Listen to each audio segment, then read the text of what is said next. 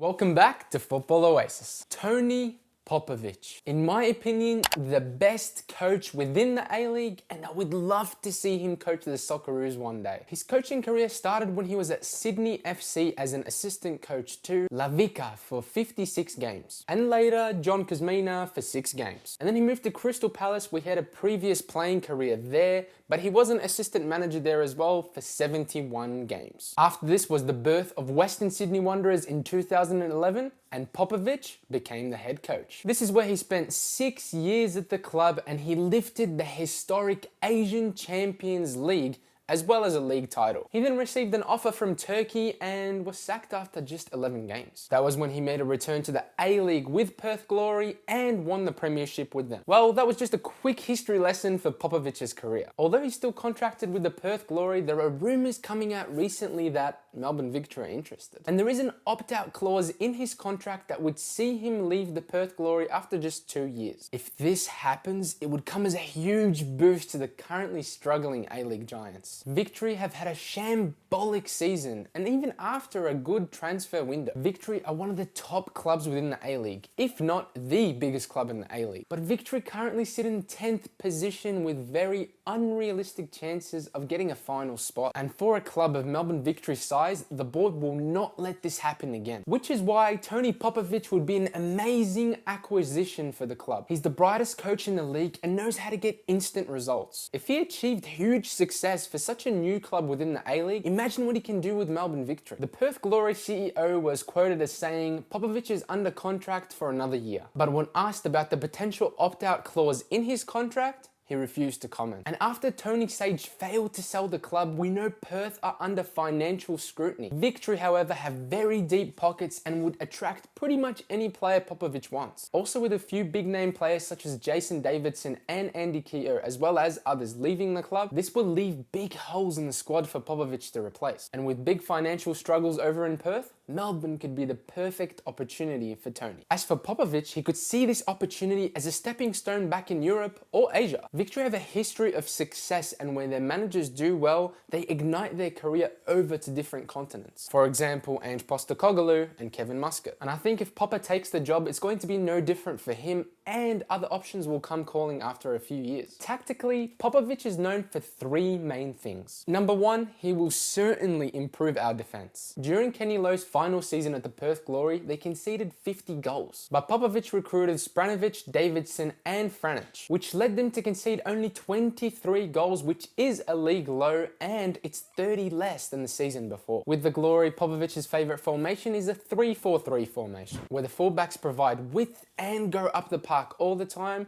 which leaves the 2 forwards as inverted forwards and always tuck inside. This leaves 2 in the midfield, 1 as a box-to-box midfielder and the other as an anchor doing the dirty work in the middle. But Victory haven't played with 3 at the back for many years. And if Popovic takes over, he's most likely going to revert back to a 4-2-3-1, which was his preferred formation at the Wanderers. With Victory's current firepower up front, we can see Popovic definitely reassuring the defense by making a few recruitments there. And the team would look lethal going forward while also having a sturdy defense. Number 2, he gets the best out of his players. And a prime example of this is Diego Castro. The Spaniard was very close to retirement, but Popovic convinced him to sign a 2-year deal and pretty much became the best player in the team, like he always has been. If he's able to get such important statistical performances from a 37-year-old, imagine what he can do with the likes of Toivonen, Nabut, if they stay, Rojas, and even Robbie Cruz. But Popovic has very high expectations. Players have described this pre-season as ruthless, where he sometimes required his players to complete 3 training sessions a day. This could benefit Victory very late in games, but most importantly in a few years when we make our way back into Asian Champions League football. Number 3, he's an adaptable coach. In the 18-19 season, Popovic conceded 6 goals in the 90th minute, which made them throw away silly points. But this season, they are much improved and have only conceded 1 goal in the 90th minute. He actually flipped this record around, where Perth have scored 6 in the 90th minute this year. He's tactically a smart coach and is not afraid to change tactics mid-game to suit that particular game. And as we've seen recently, and particularly with Victory, managers can be very stubborn in their style of play,